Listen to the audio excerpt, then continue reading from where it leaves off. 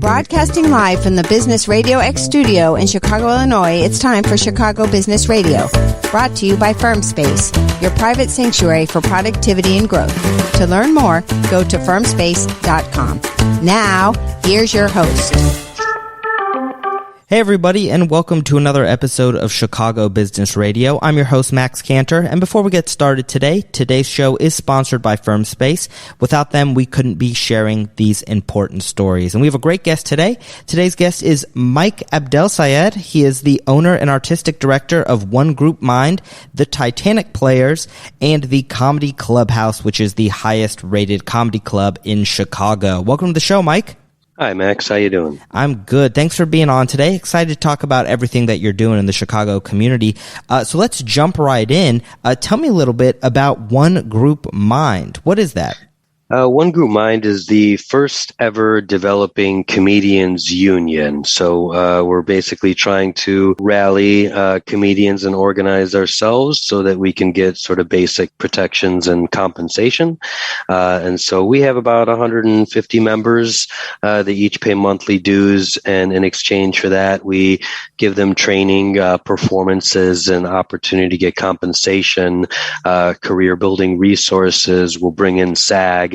We're basically trying to eliminate the middlemen in our industry that might be taking the compensation before it trickles down to the rest of us.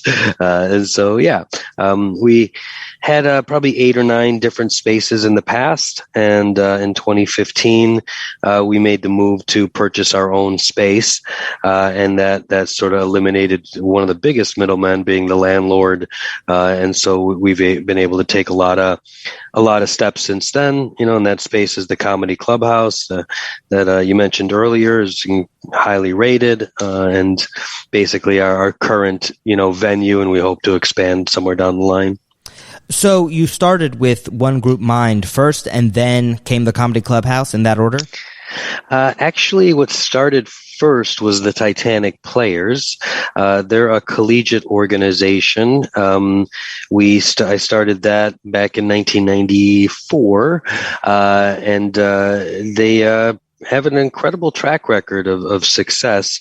If you're familiar with Sarah Sherman or Sarah Squirm, who's the recent featured player on SNL, she's from that organization. The Titanic Players existed from 94 until 2001. 2002 was the first time One Group Mind sort of made its appearance. And then the Titanic Players expanded to 4 teams on the Northwestern University campus, and eventually expanded to 8 other campuses, from University of Minnesota to Madison, Milwaukee, U of I. We had DePaul, Columbia, all the way down to Stetson, Florida. And so, and it One Group Mind kind of grew from the graduates of the collegiate program that sort of saw a need in the professional industry to have a specific type of theory being taught.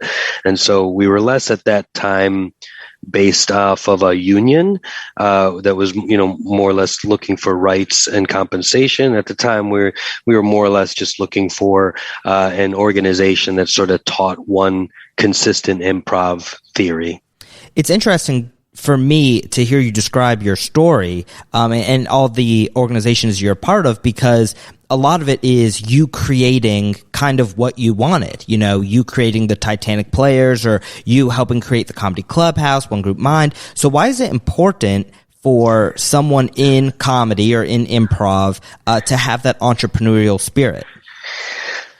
Anyone that's in acting, anyone that's going to be, a performer, they're generally, their own business. They're marketing themselves as a product, and they're trying to brand themselves. That being said, I think my motivations to start these things were a lot more predicated on a lack of opportunity for put blank people with my skin color in the industry. And so just having to create my own opportunity is par for the course. And Now, you've been in the comedy world for a really long time. What were some key lessons that you've learned that helped you create, over time, the Titanic Players, One Group Mind, and the Comedy Clubhouse? I mean, the lessons, big one is take ownership for yourself. I think too many people walk into the comedy industry looking for validation, looking for someone who might have a lot of experience or a lot of time, or they look up to, and they're looking for that person to come back and say, hey, you're good, and you can keep doing this. And to all those people, at the end of the day, no one can really tell you that you're good until you tell yourself that you're good. And so, those folks that are looking for that validation, they might not get it. And you have to validate yourself more than anything. And I tell my students at Northwestern all the time that, that truism of opportunity meeting preparation. Too often, people lament that they don't have the opportunities, and the reality is the opportunity is there, or even if it isn't, when it presents itself, are you ready to go, or are you not? Just kind of looping back a few things here.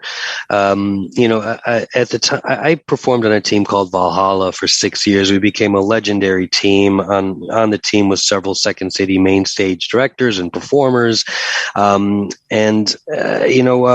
was a show that ran at Second City that ran for right after 9/11, that ran for 2 years, sold out, which is unheard of for a Second City review. And it starred Keegan Michael-Key. If you've ever seen Key and Peele, they pulled him from Detroit to do this incredibly complicated, diverse role. I found out from one of my performing friends that, hey, you should go see this show. Keegan doesn't have an understudy. And so I went and saw the show. I absolutely loved it. And I tried to see it as often as I could, but I just couldn't afford it. So I would stand outside in the lobby and just listen through the doors. And eventually I got to know the box office staff. And one day, one of them said, hey, why don't you sit in Keegan Michael-Key's understudy chair? Nobody sits there. And so I sat there and, eventually learned a lot about the show. And Keegan, eventually connected with me, and he gave me a VHS tape and said, don't tell anybody I gave you this. And I took it home and I memorized it, and I looked at all the blocking. One night I even snuck in the back to write it down. At the time I was never in Second City. I could never afford to do Second City classes or things like that. And, one day an accident had Keegan's wife in Detroit, and he had to fly out there, and they were about to cancel 4 sold out shows. And the cast said, well, what about his understudy? And Second City said he doesn't have an understudy. And they said, well, who's been sitting in his chair? And so they called me at, 1:00 in the afternoon on a Friday. And I saw that caller ID, and knew exactly what was going on. And once she called, picked up the phone, she said, this is Beth. I know this sounds a little bit weird. And I right away said, hey, is Keegan okay? I didn't know if something had happened to him. And she said, he's fine. But, someone said that you've been watching the show. And I go, yeah, I'm ready to go. And I went in there, 4 shows. 2 shows on a Friday. They hired me Saturday morning, and 2 shows on a Saturday. And so I kind of ask people, are you ready for that call? When you get it, I always tell my students, hey, if you got that call, were you ready? Do you have that portfolio? Can you just grab it and hop in a car and hop in a plane and see who you need to see? So sorry to ramble on like that, but there you go.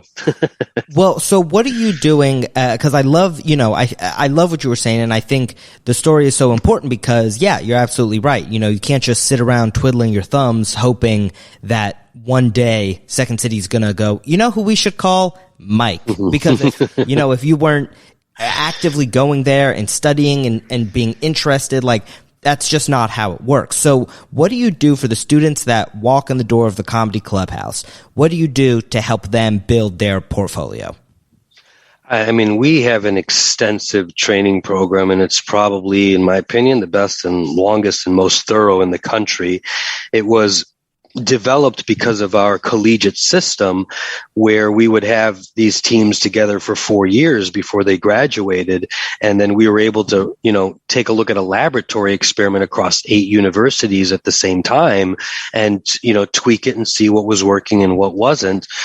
So what I tell people and I tell students is that, that last step before success or fame is you're good, and so what's worse to never get the call to write for SNL, or to get the call and they send you back 3 months later. I argue the second one is worse, because you just told all your friends that you're an SNL writer, and you weren't ready, you weren't prepared. So we teach long form improv as the basis of just getting good and getting better and getting comfortable with your voice, and then we teach it as a common language of creation, so that when we collaborate on something like script or on video, we can use common terms, to describe something to be funny or, more or less funny than something else. So, Mike, my question I ask every guest is how I close out every interview. What is the most rewarding part about what you do? That's a tough one. I'm in a unique position. I live above the comedy club, and so I'm able to be here all the time, and just getting to know certain people and comedians and the people that you're working with. You hope that you can affect change, but sometimes change has to go through a few generations of people before something actually happens. So it's the people, they're my family. So yeah. And Mike, if there are any improvisers or aspiring comedians that are listening to this, how do they get involved at the Comedy Clubhouse? And also, if someone just wants to come watch some of your shows, how can they do that as well? Oh, cool. Yeah. We if you ever want to see a show, you can go to thecomedyclubhouse.com and purchase tickets there.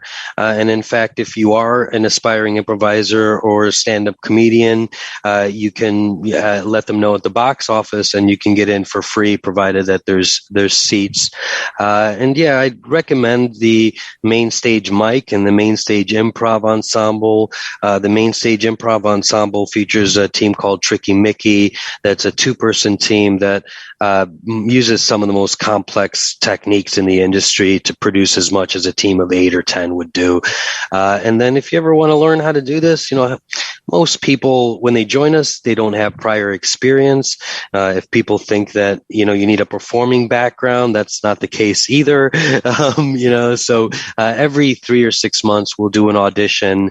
And once you audition, you join One Group Mind.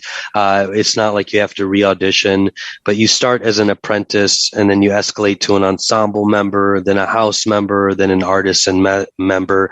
And at each stage, you sort of get more perks and more opportunities. Awesome. Well, Mike, thank you so much for being on the show today. It was great talking to you and all that you're doing for the Chicago comedy community. Thank you so much, Max. I appreciate it. And thank you for listening to another episode of Chicago Business Radio. I'm your host, Max Cantor, and we'll see you next time. This episode of Chicago Business Radio has been brought to you by FirmSpace, your private sanctuary for productivity and growth. To learn more, go to firmspace.com.